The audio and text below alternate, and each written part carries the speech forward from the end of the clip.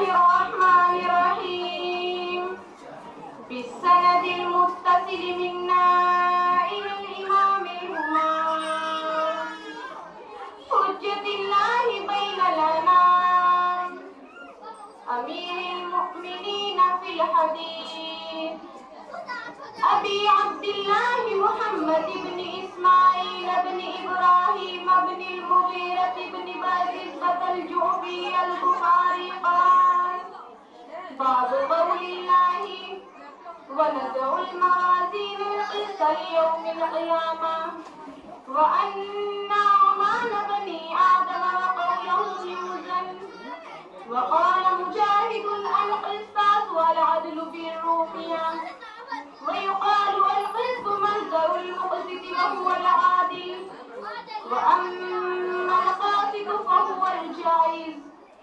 وبه قال حدثنا أحمد بن أشقاب قال حدثنا محمد بن فضيل عن أمارة بن القعقاع عن أبي زرعة عن أبي هريرة رضي الله تعالى عنه قال قال النبي صلى الله عليه وسلم كلمتان حبيبتان إلى الرحمن خفيفتان على اللسان ثقيلتان في الميزان سبحان الله وبحمده سبحان الله العظيم. بسم الله الرحمن الرحيم الحمد لله رب العالمين والصلاة والسلام على سيد المرسلين سيدنا ومولانا محمد وآله وأصحابه أجمعين.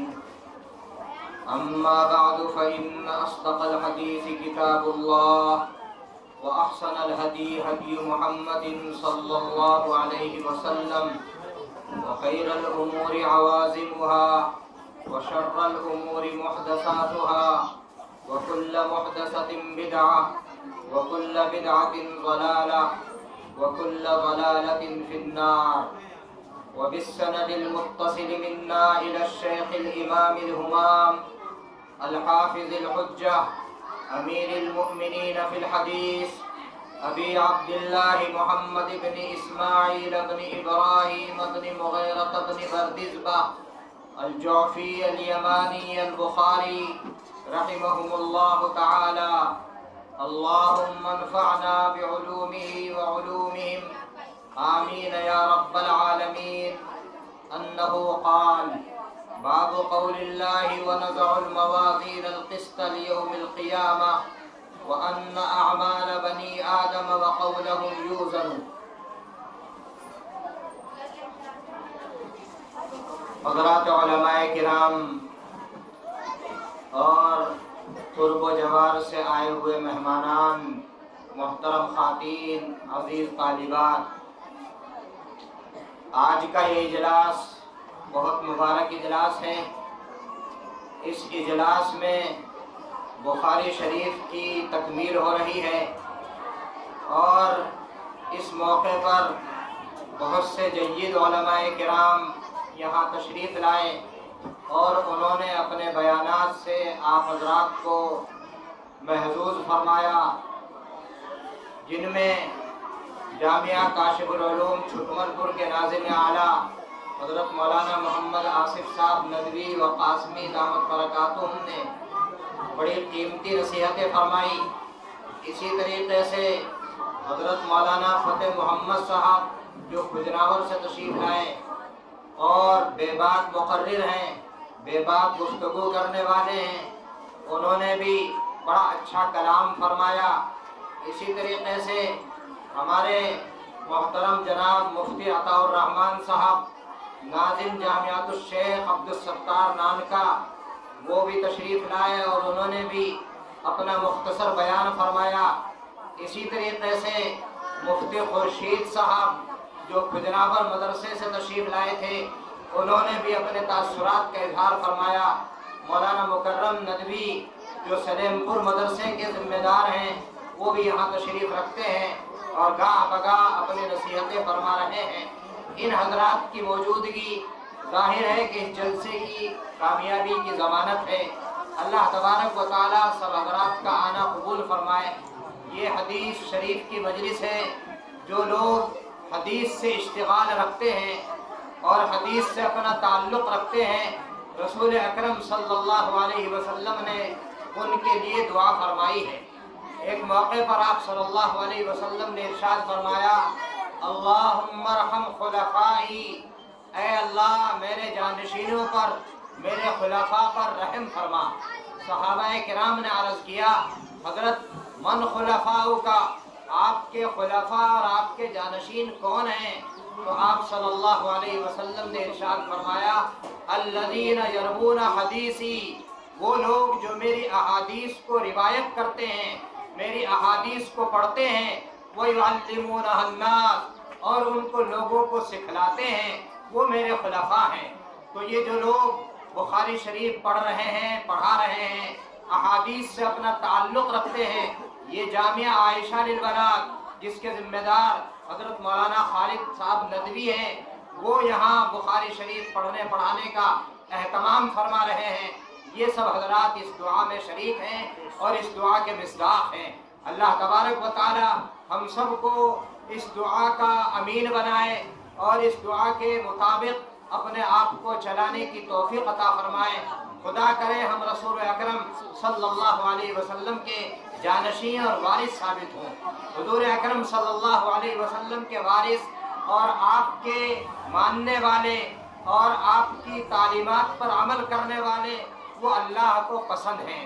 رسول اکرم صلی اللہ علیہ وسلم نے ارشاد فرمایا کہ بھائی کن عالماً او متعلماً، کہ دیکھو عالم بن جاؤ یا متعلم بن جاؤ، یعنی یا تو پڑھانے والے بن جاؤ یا پڑھنے والے بن جاؤ، اور اگر یہ دونوں بھی نہیں بن سکتے، عمر ہو چکی ہے، ذہن اور دماغ سٹیا گیا ہے، اب اس قابل اس کا موقع نہیں رہا کہ ہم احادیث پڑھیں گے، قرآن کریم پڑھیں گے، اس کو سمجھیں گے، اس کا موقع نہیں رہا، تو پھر اس کے لیے آپ صلی اللہ علیہ وسلم نے ارشاد فرمایا، او محبا لہما، یا ان دونوں سے محبت کرنے والے بن جاؤ۔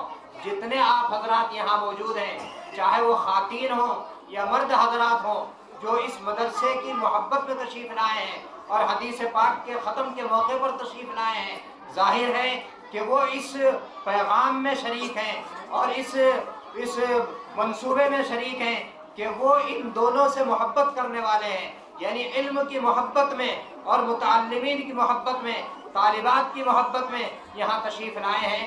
تو رسول اکرم صلی اللہ علیہ وسلم کے اس حکم کو انہوں نے پورا کر لیا ہے کہ اگر عالم نہیں بن سکے، متعلم نہیں بن سکے، تو کم سے کم ان دونوں کی محبت کرنے والے تو بن گئے۔ اور جو لوگ یہاں چندہ دے رہے ہیں، جامعہ عائشہ للبنات میں پڑھنے والی بچیوں کی ضروریات کو پورا کرنے کے لیے اپنا تعاون پیش کر رہے ہیں، کوئی 50 روپے دے رہا ہے، کوئی 100 روپے دے رہا ہے، کوئی 500 روپے دے رہا ہے اور کوئی زیادہ بھی دے رہا ہے، تو وہ ظاہر ہے کہ یہ محبت کا نتیجہ ہے، رسول اکرم صلی اللہ علیہ وسلم کے اس ارشاد پر عمل کرنے کا نتیجہ ہے جو ہم سب حضرات یہ کام کر رہے ہیں۔ اللہ تعالی ہمارے اس تعاون کو قبول فرمائے۔ اس وقت زیادہ موقع نہیں ہے کہ حدیث مبارکہ پر اور سبق کی تفصیلات میں جایا جائے، بس مختصر بات یہ عرض کرنی ہے کہ امام بخاری رحمۃ اللہ علیہ نے اس آخری باب میں ایک بات کو ثابت کیا ہے۔ انہوں نے یہ ثابت کرنا چاہا ہے کہ ہمارے جتنے اعمال ہیں، ہم چاہے وہ رات کی اندھیریوں میں عمل کریں اور چاہے دن کے اجالے میں عمل کریں، یا چاہے ہم کچھ گفتگو کریں، کچھ بولیں، یہ سارے اعمال اور اقوال ہمارے تولے جائیں گے۔ اللہ تبارک و تعالی میزان عمل قائم فرمائیں گے، ایک ترازو لگائیں گے، اس ترازو میں 2 پلڑے ہوں گے، ایک پلڑے میں برائیاں رکھی ہوئی ہوں گی اور ایک پلڑے میں نیکیاں رکھی جائیں گی، اور یہ بالکل سچی بات ہے، اس میں ذرہ برابر کوئی شبہ نہیں ہے۔ قرآن کریم کی آیات سے یہ بات ثابت ہے اور احادیث مبارکہ سے یہ بات ثابت ہے۔ امام بخاری رحمۃ اللہ علیہ نے قرآن کریم کی آیت پیش کی، وَنَضَعُ الْمَوَازِينَ الْقِسْطَ لِيَوْمِ الْقِيَامَةِ، کہ ہم انصاف کے لیے ترازویں قائم کریں گے قیامت کے دن، میزان عمل لگی ہوگی، حضرت جبریل امین علیہ السلام اس میزان کے اوپر کھڑے ہوں گے. اس کے ایک پلڑے میں، اس ترازو کے ایک پلڑے میں انسان کی نیکیاں رکھی جائیں گی اور ایک پلڑے میں انسان کے برے اعمال رکھے جائیں گے. اب اگر نیکیوں کا پلڑا جھک جائے گا تو انسان کامیاب ہو جائے گا، اور اگر برائیوں کا پلڑا جھک گیا اور برائیاں زیادہ ہو گئی تو پھر انسان ناکام ہو جائے گا، اس کے لیے جہنم کا فیصلہ کر دیا جائے گا. قرآن کریم میں ایک جگہ ارشاد فرمایا گیا الوزن یومئذ الحق، کہ قیامت کے دن وزن کا عمل اور وزن کیا جانا، اعمال کو تولا جانا برحق ہے. فمن ثقلت موازینہ فاولئک هم المفلحون، تو جس کے نیک اعمال کا پلڑا بھاری ہو گیا وہ کامیاب ہو جائیں گے. واما من خفت موازینہ فاولئک الذین خسروا انفسهم فی جہنم خالدون، اور جن کے گناہوں کا پلڑا بھاری ہو گیا، نیکیوں کا پلڑا جھک گیا، تو پھر وہ خسارے میں ہو جائیں گے اور ان کو جہنم میں جانا پڑے گا. یہ اللہ تبارک و تعالیٰ انصاف کے مطابق فیصلہ فرمائیں گے. اس میں ذرہ برابر کسی قسم کی کوئی زیادتی، کسی کے اوپر کوئی ظلم نہیں ہوگا. اب ہم لوگ اپنی زندگیوں میں غور کر سکتے ہیں کہ ہماری زندگی میں نیک اعمال زیادہ ہیں یا برائیاں زیادہ ہیں. اگر کوئی انسان نیک اعمال زیادہ کر رہا ہے تو اس پر اللہ کا شکر ادا کرنا چاہیے اور ان اعمال کی مقبولیت کے لیے اللہ سے دعا کرنی چاہیے کہ اللہ تعالی ہمارے نیک اعمال کو قبول فرما لے. اور اگر کسی کی زندگی میں گناہ بڑھے ہوئے ہیں، گناہ زیادہ ہو رہے ہیں، تو اس کو توبہ کر لینی چاہیے اور اپنے آپ کی زندگی کو بدل کر نیکیوں میں اپنے آپ کو ڈھالنا چاہیے. برائیاں ختم ہو سکتی ہیں، برائیاں معاف ہو سکتی ہیں. اللہ تبارک و تعالیٰ نے انسانوں کے لیے ایک رحم کا خانہ رکھا ہے اور رحمت کی صفت رکھی ہے. اگر کوئی انسان 100 سال کا گنہگار اللہ تبارک و تعالیٰ کے دربار میں آ کر روئے اور گڑ گڑائے اور یوں کہے کہ اللہ میں نے اپنی پوری زندگی میں یہ گناہ کر لیے ہیں، آئندہ میں اب یہ گناہ نہیں کروں گا، اب میں نیکیاں کرنے کا ارادہ کر رہا ہوں، اے اللہ تو میرے یہ گناہ معاف فرما دے، تو اللہ تبارک و تعالیٰ ایسا غفور الرحیم ہے، ایسا بخشنے والا ہے اور ایسا امت کے اوپر مہربان ہے کہ ان سب گناہوں کو اللہ تبارک و تعالیٰ بخش دیں گے اور پھر ان کے گناہوں کو نیکیوں سے بدل دیں گے. اس لیے میرے بھائیوں اور بزرگوں اور میری ماؤں بہنوں، یہ بات یاد رکھو، زندگی میں گناہ بھی ہوتے ہیں اور زندگی میں نیکیاں بھی ہوتی ہیں. کوشش یہ کرنی چاہیے کہ نیکیاں زیادہ سے زیادہ کریں، اور اگر گناہ ہو گئے ہیں تو دن کا گنہگار رات آنے سے پہلے توبہ کر لے اور رات کا گنہگار صبح ہونے سے پہلے توبہ کر لے. معلوم نہیں کہ زندگی کا خاتمہ کب ہو جائے. جب انسان کے غرغرے کی حالت طاری ہو جاتی ہے اور موت کا وقت قریب ہوتا ہے، اس وقت اگر انسان توبہ کرنے پر آ جائے تو اس وقت توبہ قبول نہیں ہوتی. اس سے پہلے اللہ تبارک و تعالیٰ بہت سے مواقع عطا فرماتے ہیں. کسی کو بیماری لگ گئی، بخار ہو گیا، نزلہ ہو گیا، پیٹ میں درد ہو گیا، یا اسی طریقے سے کوئی اور مصیبت آ گئی، یہ سب اللہ تبارک و تعالیٰ اس لیے مصائب بھیجتے ہیں تاکہ انسان اپنے گناہوں سے توبہ کر لے اور میری طرف متوجہ ہو جائے. تو اللہ تبارک و تعالیٰ کی طرف جب بندہ اپنے گناہوں کی شرمندگی کے ساتھ متوجہ ہوتا ہے تو اللہ تبارک و تعالیٰ اس کے توبہ کو قبول فرماتے ہیں اور اس کے نیک اعمال میں اضافہ کر دیا جاتا ہے. تو اس حدیث شریف میں یہی بتایا گیا کہ ایک کلمہ اور 2 کلمے اللہ تبارک و تعالیٰ نے ایسے رکھے ہیں کہ ان 2 کلموں کو پڑھنے کا اگر معمول بنا لیا جائے تو اللہ تبارک و تعالیٰ میزان عمل میں اس کی نیکیوں کو بڑھا دیں گے اور اللہ تبارک و تعالیٰ اس کا پلڑا بھاری کر دیں گے.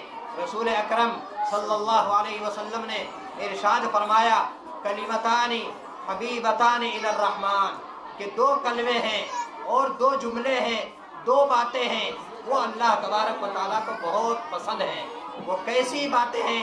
خفیفتان علی اللسان، زبان کے اوپر بہت ہلکی پھلکی ہے، یعنی انسان زیادہ پڑھا لکھا نہ ہو تب بھی ان کو بول سکتا ہے اور ان کو کہہ سکتا ہے. زبان سے پڑھنا ان کا دشوار نہیں ہے بلکہ ہلکے پھلکے ہیں. ثقیلتان فی المیزان، لیکن میزان عمل میں جب وہ رکھے جائیں گے تو وہ ان کا وزن بہت بڑھ جائے گا. بھاری کلمہ ہیں اور وہ کلمے کون سے ہیں؟ سبحان اللہ و بحمدہ، سبحان اللہ العظیم. یہ 2 کلمے ہیں. ان دو کلموں کو اگر انسان پڑھے اور اپنی زندگی میں پڑھنے کا معمول بنائے تو اللہ تبارک و تعالیٰ کو وہ بندہ پسند ہوگا، اور اللہ تبارک و تعالیٰ اس کے نیک اعمال میں اضافہ فرمائیں گے اور اس کے نیک اعمال میں وزن پیدا ہو جائے گا۔ اس لیے میری مائیں اور بہنیں اس بات کا اہتمام رکھیں کہ ان کلموں میں اللہ تبارک و تعالیٰ کی پاکی کو بیان کیا گیا اور اللہ کی تعریف کو بیان کیا گیا ہے، تو ہم اپنی زندگی میں اللہ کی پاکی کو بیان کرتے رہیں۔ جب بھی کوئی نیک عمل کریں تو کہیں ماشاء اللہ، سبحان اللہ، ہمارے بچے نے آج نماز پڑھ لی ہے، ماشاء اللہ آج ہمارے بچے نے دسترخوان بچھا کر کھانا کھایا ہے، الحمدللہ آج ہم جامعہ عائشہ للبنات میں ختم بخاری کے اجلاس میں شریک ہوئی۔ یہ اللہ کی تعریفات ہیں، اور ہم نے بیان سنا اور ہمارے دل میں یہ بات پیدا ہوئی کہ ہم اس مدرسے کی خدمت کریں اور اپنی زندگی میں نیک اعمال کو بڑھائیں۔ الحمدللہ ہمارے دل میں یہ بات پیدا ہوئی، تو سبحان اللہ اور الحمدللہ کا یہ ورد اپنی زبان پر رکھنا چاہیے۔ اللہ تبارک و تعالی ہم سب کو قبول فرمائے۔